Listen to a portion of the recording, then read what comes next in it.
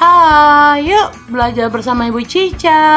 Assalamualaikum warahmatullahi wabarakatuh. Halo, ketemu lagi dengan saya Ibu Guru Cica dalam pelajaran kimia. Kali ini kita akan membahas mengenai keseimbangan kimia part 2. Kita akan membahas mengenai pergeseran keseimbangan. Ini merupakan materi fase F. Sebelum kita mulai, seperti biasa, jangan lupa like, share, and subscribe my channel. Dan bunyikan juga lonceng notifikasimu agar tidak ketinggalan video-video berikutnya ya. Terima kasih. Pada pertemuan sebelumnya, kita sudah membahas mengenai beberapa materi. Yang pertama adalah kita mempelajari keseimbangan dinamis. Kemudian kita mempelajari mengenai tetapan keseimbangan baik KC maupun KP. Dan kita juga sudah mempelajari mengenai hubungan KC dan KP.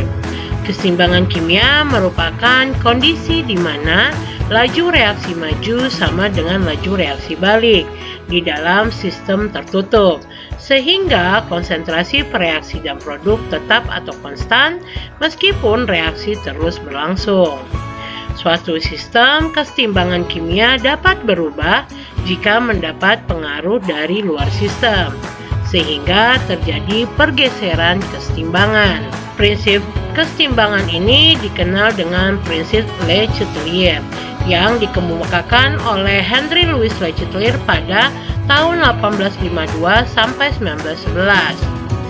Prinsip Le Chatelier ini menyatakan bahwa bila terhadap suatu keseimbangan dilakukan suatu tindakan yang disebut dengan aksi, maka sistem tersebut mengadakan reaksi yang cenderung mengurangi pengaruh aksi tersebut. Kita kenal reaksi sama dengan min aksi. Prinsip Le Chatelier ini menyatakan bahwa jika sistem keseimbangan terganggu oleh perubahan konsentrasi, tekanan, volume, ataupun suhu, maka keseimbangan akan bergeser untuk mengurangi pengaruh tersebut, misalnya dengan menyesuaikan arah reaksi. Apa saja sih yang mempengaruhi sebuah pergeseran keseimbangan akan kita bahas berikutnya. Yang pertama adalah pergeseran keseimbangan akibat konsentrasi. Jika pada sistem keseimbangan salah satu komponen konsentrasinya kita tambahkan, maka keseimbangan akan bergeser ke arah yang berlawanan. Dan jika pada sistem keseimbangan salah satu komponennya konsentrasi kita kurangi, maka keseimbangan akan bergeser ke arah komponen yang dikurangi tersebut. Diingatkan, yang mempengaruhi pergeseran keseimbangan ini adalah zat yang berwujud aquos ataupun gas. Sedangkan untuk solid dan liquid tidak mempengaruhi pergeseran keseimbangan, kecuali keseimbangan larutan, di mana penambahan H2O akan mempengaruhi keseimbangan tersebut. Kita lihat contoh. Jika diketahui sebuah reaksi keseimbangan PCl5 gas reaksi bolak-balik PCl3 gas dan Cl2 gas, diberikan beberapa aksi yang berkaitan dengan konsentrasi, bagaimanakah pergeseran keseimbangannya ya? Yang pertama, ketika PCl5 konsentrasinya kita perbesar, maka ketika PCl5 ini diperbesar, reaksi yang dilakukan sistem adalah mengurangi PCl5 tersebut. Agar PCl5 tersebut ini berkurang, maka reaksi akan bergeser berlawanan arah dengan pembentukan PCl5, sehingga keseimbangan bergeser ke arah kanan.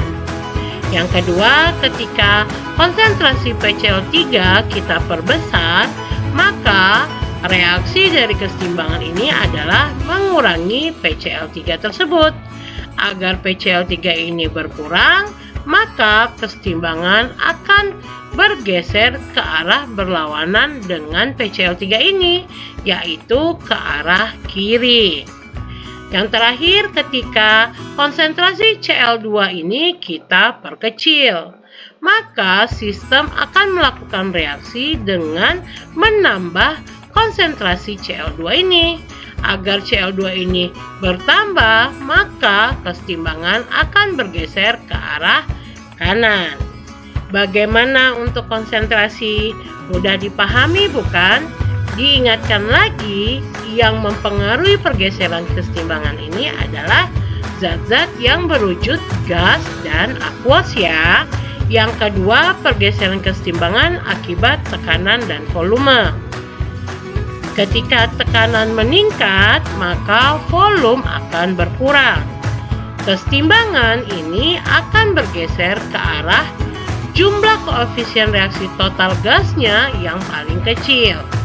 Dan ketika sistem tekanannya dikurangi, maka mengakibatkan volume akan bertambah, sehingga menyebabkan kesetimbangan bergeser ke arah jumlah koefisien total reaksi gasnya lebih besar. Diingatkan, ini hanya berlaku untuk kesetimbangan gas saja. Kita lihat contoh untuk pergeseran kesetimbangan akibat tekanan dan volume. Pada reaksi yang sama, ketika tekanan sistem diperbesar, maka akan mengakibatkan volume diperkecil. Reaksi yang akan dilakukan oleh sistem adalah dengan mengurangi jumlah partikel gasnya, yaitu mengarah kepada jumlah koefisien total yang paling kecil. Kita hitung pada ruas kiri, total koefisiennya 1 ya. Pada ruas kanan, total koefisiennya adalah 2. Sehingga ketika tekanan diperbesar, maka kesetimbangan akan bergeser ke arah kiri, yaitu jumlah koefisien reaksi totalnya yang paling kecil. Begitu juga ketika tekanan sistem diperkecil, maka mengakibatkan volume akan diperbesar. Reaksi yang akan dilakukan sistem adalah menambah jumlah partikel gas, yaitu mengarah pada ruas yang jumlah koefisien totalnya terbesar. Kita lihat yang paling besar adalah sebelah kanan, sehingga kesetimbangan akan bergeser ke arah kanan. Yang terakhir, kita akan bahas mengenai pengaruh suhu terhadap pergeseran kesetimbangan. Ketika suhu dinaikkan, maka kesetimbangan akan bergeser ke arah reaksi endotherm, di mana delta H-nya bertanda positif. Dan sebaliknya, ketika suhu diturunkan, maka kesetimbangan akan bergeser ke arah reaksi exotherm, di mana delta H-nya bertanda negatif. Perlu diingatkan, ketika sebuah reaksi memiliki delta H-nya positif X, maka arah kanan itu merupakan reaksi endotherm. Dan ketika delta H suatu reaksi negatif, maka arah ke kanan reaksi itu adalah exotherm. Nah, kita lihat contohnya ya. Pada reaksi kesetimbangan yang sama, bagaimanakah pergeseran kesetimbangan ketika suhunya dinaikkan ataupun diturunkan? Ketika suhu dinaikkan, maka reaksi dari sistem adalah menurunkan suhu sehingga mengarah ke arah reaksi endotherm. Dilihat lagi, reaksi ini memiliki delta H min 106 kJ, menandakan ke arah kanan ini merupakan reaksi exotherm. Tadi ketika suhu dinaikkan, dia harus ke arah endotherm untuk menurunkan suhunya, sehingga pergeseran akan bergeser ke sebelah kiri. Tadi kanan exotherm, maka endotherm adalah sebaliknya, yaitu ke kiri. Ketika suhu diturunkan, maka reaksi dari sistem yaitu menaikkan suhunya dengan mengarahkan reaksinya ke arah reaksi exotherm. Tadi ke kanan reaksinya exotherm ya, sehingga ketika suhu diturunkan, kesetimbangan akan bergeser ke kanan. Bagaimana untuk pengaruh-pengaruh beberapa faktor terhadap pergeseran kesetimbangan? Sudah bisa dipahami ya? Kita lihat contoh secara keseluruhannya. Apa yang terjadi dengan sistem kesetimbangan 2NO2 gas reaksi bolak-balik menjadi N2O4 gas dengan delta H min 57,20 kJ apabila A. Suhu dinaikkan, B. Tekanan diturunkan, C. Konsentrasi NO2 ditambahkan ke dalam sistem, dan yang D. Konsentrasi N2O4 dikurangi dari sistem. Mari kita bahas bersama. Yang pertama, jika suhu dinaikkan, maka kesetimbangan bergeser ke arah endoterm. Diingatkan lagi, ini delta H-nya min 57, artinya ke arah kanan dia adalah exotherm. Maka untuk reaksi endotherm dia ke arah kiri. Jadi suhu dinaikkan, maka kesetimbangan bergeser ke arah kiri. Yang kedua, ketika tekanan diturunkan. Ketika sistem diturunkan tekanannya, maka kesetimbangan akan bergeser ke arah sisi yang jumlah koefisien zat gasnya paling besar. Kita lihat, di kiri koefisiennya 2, di kanan koefisiennya 1. Maka yang paling besar adalah yang sebelah kiri. Maka tekanan diturunkan, kesetimbangan bergeser ke arah kiri. Lalu ketika konsentrasi NO2 ditambahkan, nah ini NO2 ditambahkan, maka kesetimbangan bergeser berlawanan dengan yang ditambah, yaitu ke sebelah kanan. Good, betul sekali. Dan yang terakhir, ketika konsentrasi N2O4 dikurangi, maka kesetimbangan akan mengarah ke komponen yang dikurangi tersebut, sehingga kesetimbangan akan bergeser ke sebelah kanan. Nah, bagaimana untuk penentuan pergeseran kesetimbangan dengan pengaruh beberapa faktor yang kita sudah bahas bersama? Untuk latihan di rumah, kerjakan 2 soal ini ya. Silakan screenshot dan kerjakan di buku latihanmu. Nah, materi terakhir yang akan kita bahas adalah kesetimbangan kimia dalam dunia industri.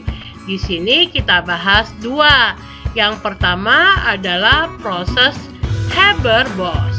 Ini adalah industri yang menghasilkan amonia atau NH3 dari gas nitrogen dan hidrogen menggunakan tekanan tinggi dan suhu optimal. Dengan reaksi kesetimbangannya, N2 gas ditambah 3H2 gas, reaksi bolak-balik 2NH3 gas dengan delta H min 92,22 kJ. Pada proses ini, prinsip Le Chatelier diterapkan dengan meningkatkan tekanan sistem sekitar 140 sampai 340 atm, di mana kesetimbangan akan bergeser ke arah jumlah koefisien reaksi terkecil, yaitu arah NH3, sehingga mendorong pembentukan produk lebih besar.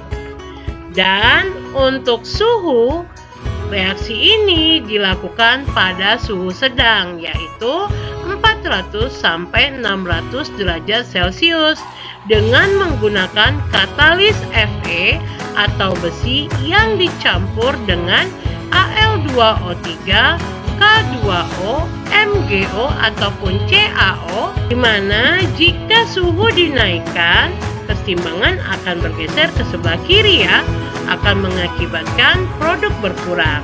Tapi jika suhu terlalu rendah, reaksi akan berlangsung lambat, sehingga reaksi optimalnya adalah reaksi sedang namun menggunakan katalis. Untuk proses Haber-Bosch, anak-anak boleh membaca dan merangkum bagaimana sih proses Haber-Bosch ini berlangsung. Kita bahas pada pertemuan di kelas ya. Yang kedua adalah proses kontak. Ini merupakan produksi asam sulfat atau H2SO4 melalui oksidasi sulfur dioksida atau SO2 menjadi sulfur trioksida, yaitu SO3. Pada reaksi kontak ini terdapat 3 proses. Yang pertama, pembakaran sulfur menjadi SO2.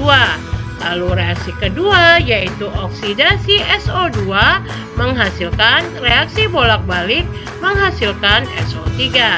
Dan yang ketiga adalah pencampuran SO3 dari reaksi 2 dengan H2SO4 membentuk H2S2O7 yang akan bereaksi dengan air sehingga membentuk H2SO4 yang diinginkan.